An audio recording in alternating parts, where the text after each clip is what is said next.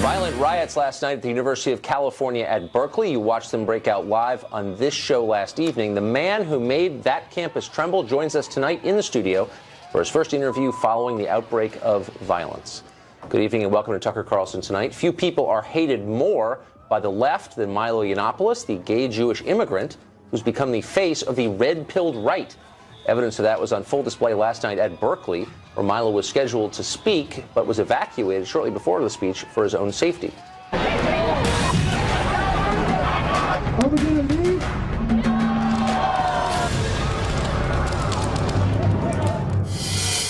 That was America last night. Breitbart editor Milo Yiannopoulos joins us for his first interview since we spoke with him by phone last night. Milo, thanks for joining us. Thank you. So here's the reason I want to talk to you. It's not to endorse your views, many of which I agree with, some of which I don't.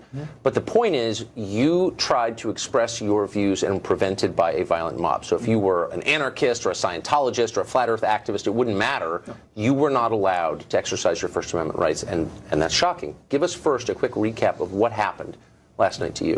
Well, I think I agree with you in the first place. I mean, I'm not any of the things that these posters characterize me as in an effort to legitimize the violence. But even if I were, I don't think it would matter for the reasons you say. So I went in to do my talk. We go in a couple of hours before to set up our tech and for me to, you know, put on a costume or something. I had a wonderful outfit plan, which is the main reason I'm upset about yesterday.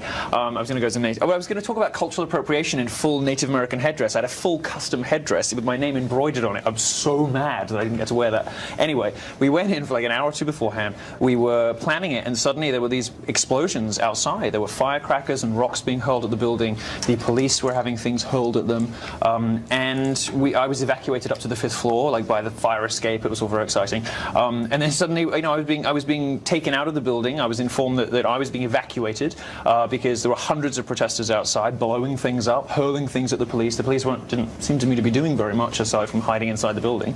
The ground floor had been stormed, so we had to rush down to the parking lot, find one car, and that exit was blocked, so we ran to another car, and we finally got in one, and I was, you know, bundled in, put in a bulletproof vest, and whisked away. And that is the price you pay for being a libertarian or a conservative on American college campuses. So what's so striking is I have no doubt the average police officer does not sympathize with a mob like that. I just have no doubt about it. But the truth is they did not come to your defense in a meaningful way. The video proves it. You're affirming it now. Why?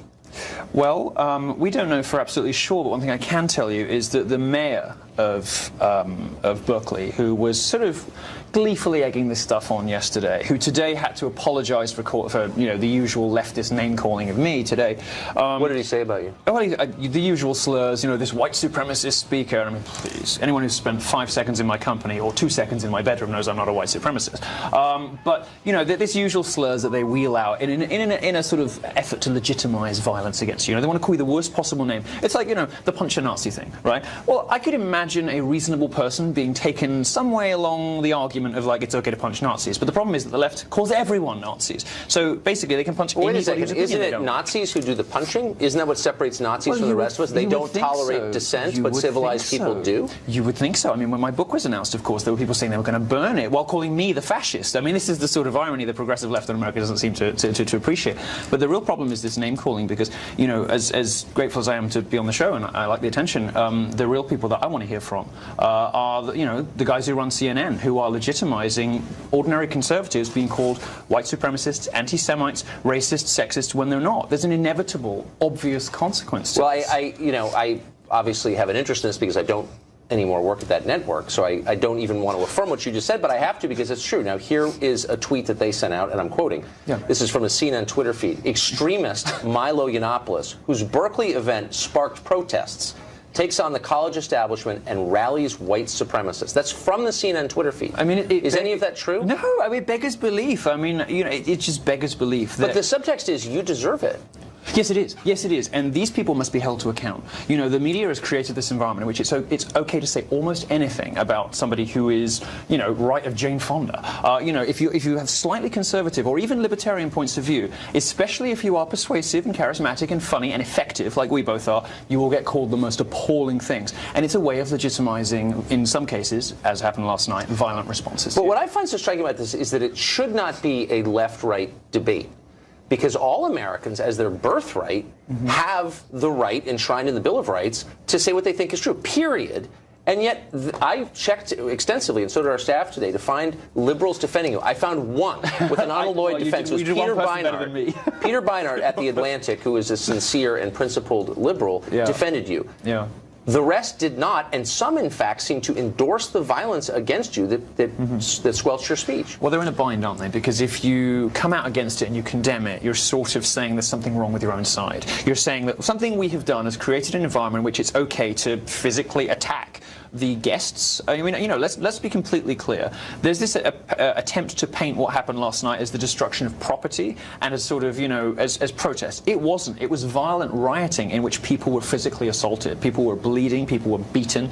You know, all sorts of things happened to people who just showed up, not all of whom were fans of mine, but just who wanted to come and just listen to what I had to say. You know, and those people were attacked, physically attacked, right? This is political violence in response to perfectly mainstream opinion. And what CNN and other networks like that want to do is suggest that there's something otherworldly or sinister or nefarious about me to legitimize the bad behavior on their own side. But even if there is something otherworldly or sinister or nefarious about you, you still have a right, an absolute right, to express your political views, do you not? Sure. I mean, at what point But it makes it particularly ridiculous when, you know, I don't say, as even New York Magazine admitted today, anything that is outside of the mainstream of, let's say, of any typical Trump voter. I don't have opinions that, you know, millions of Americans don't share. You know, I just happen to say them in a slightly more provocative and interesting way and on a slightly larger platform. So just to give, I mean, I can give 1,000 examples. This is the New York Times headline over the story about what happened last night. This is today.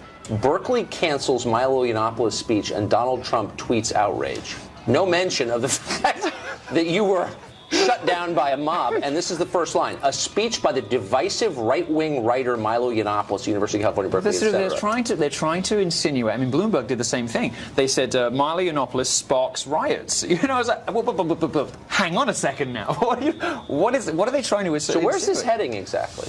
Well, I feel actually more optimistic about this than probably most conservatives because, you know, I've been on more college campuses, I think, than anybody else in America over the last 12 months as part of my tour, and I have seen a change in atmosphere. I've seen conservatives becoming more emboldened and happier. I have seen also huge numbers of alumni changing their positions on whether or not they're going to support their old schools. I mean, Missouri, when they kind of pandered to race baiters, they discovered they lost, you know, $30–40 million in alumni donations, and enrollment went down so much they had to close 2 dorms. You know this. Yes.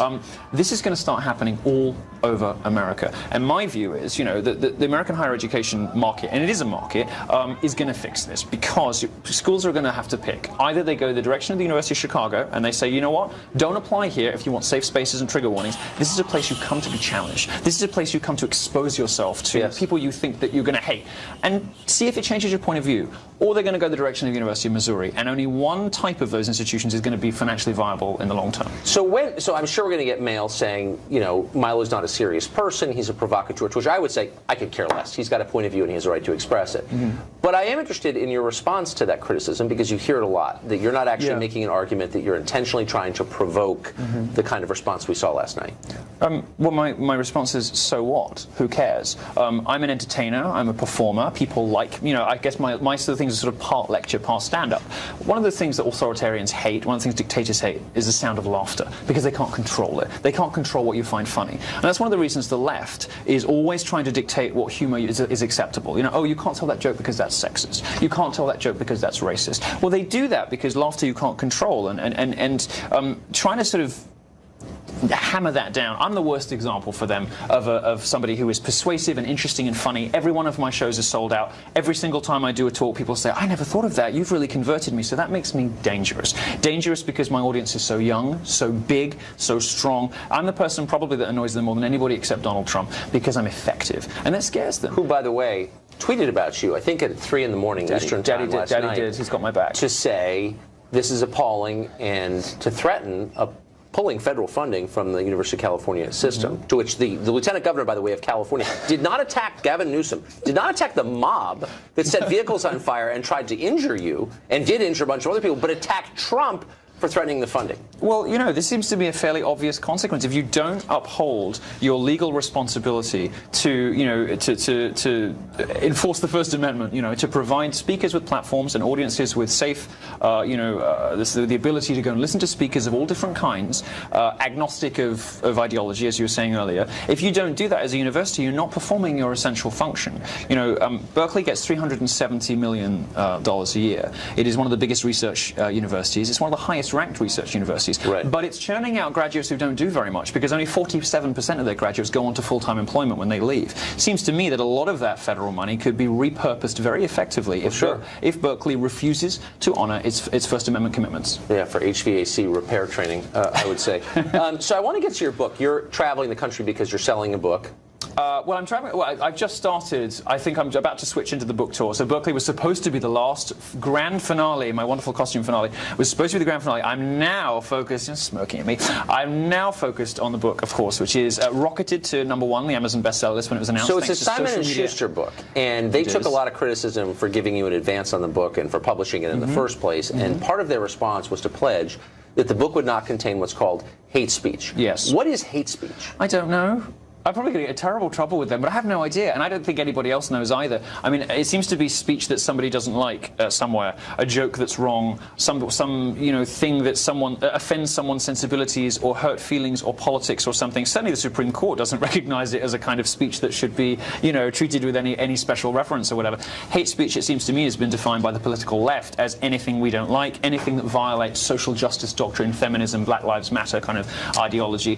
It's not something that I have ever heard particularly effectively defined.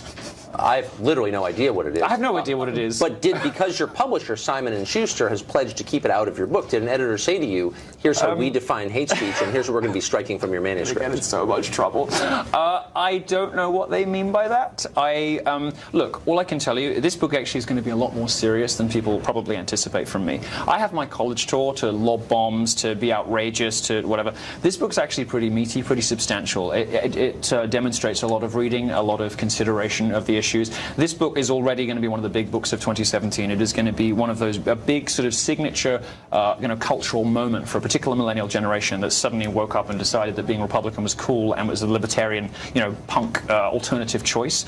I'm one of the people they look up to as a, you know, as a whatever cultural figure. This book actually is much more serious than people imagine. So if you're a feminist or a Black Lives Matter activist who is looking to be offended by this book, you might be disappointed. And if you're somebody who's going in just thinking, oh, this is going to be a load of, you know, jokes about his black boyfriends and, you know, and name calling and fat jokes, you might also be disappointed. This is a pretty substantial book. It's a book that sets out where I believe America went wrong in terms of respecting the First Amendment, the state of free speech on American college campuses and in the media and in academia and everywhere else in American public life. So we talked about this last night briefly, but you're obviously an immigrant to this country from the UK. Well, I'm on a visa technically. But on a visa technically. Presumably you came here with the assumption that this was a place where you could express your beliefs, even if not everyone agreed with them. It was horrifying. How has it lived up to the billing? It was horrifying. Honestly, I mean, I don't mean to be theatrical, I'm prone to melodrama, but it was horrifying. To come here, you know, land of the free, home of the brave, blah, blah, blah, you know, and for me to do a college tour, to be a journalist here, you know, imagine the Fourth Estate in America. You could be able to say, do, be anything, right? That's what you would think coming from Europe, where we really don't have free speech protections. I mean, if it exists, there are rules about it. If it exists, it is regulated in Europe, you know? And you know, in Europe, you can get arrested for being misogynist, arrested for being offensive. You know, these are actual offenses. These are things the police can come and take you away for in Europe. You know, as Americans don't really understand how bad it is in Europe. In America, I always imagined that this was a country where you could be, do, and say anything. And what I've discovered, not just in journalism, but also in the entertainment industry, and particularly and most importantly in academia, which is where I kind of try and park my tanks on the lawn and really take the fight to the left, which is why they hate me so much, because conservatives are so spineless all the time. I take the fight to them, and on American college campuses, I have experienced, you know, restrictions on the freedom of speech, groupthink, and penalties, social and institutional penalties, and financial penalties, for free expression, like nothing I ever experienced in Europe. So really, we're almost out of time, but we have guardians of the First Amendment, official ones. The ACLU is the leading one historically. We tried to get Anthony Romero, the head of it, on tonight to talk about this. Yeah. He's refused to come on. We also, by the way, tried to get the Human Rights Campaign to come on to talk about this too. But has anybody from the ACLU or PEN America or any people who claim to represent the First Amendment called you to say, we're going to help? No, of course not. No, of course not, because these organisations have been, have almost completely given themselves over to a particular view of free speech that is hugely restrictive and which circumscribes, which cuts out mainstream, ordinary conservative opinion. There's a reason there's a sort of parallel conservative media in this country. There's a reason why there's this extraordinary bifurcation between liberals and conservatives in this country. It is because the establishment, the media, academic and entertainment establishment has made certain sorts of political opinion, respectable, reasonable, mainstream opinion, impossible to express in public. It's the definition of corruption, unfortunately. We're all going to pay for it. Milo, thanks a lot. That was interesting. Good to see you. Now to the news.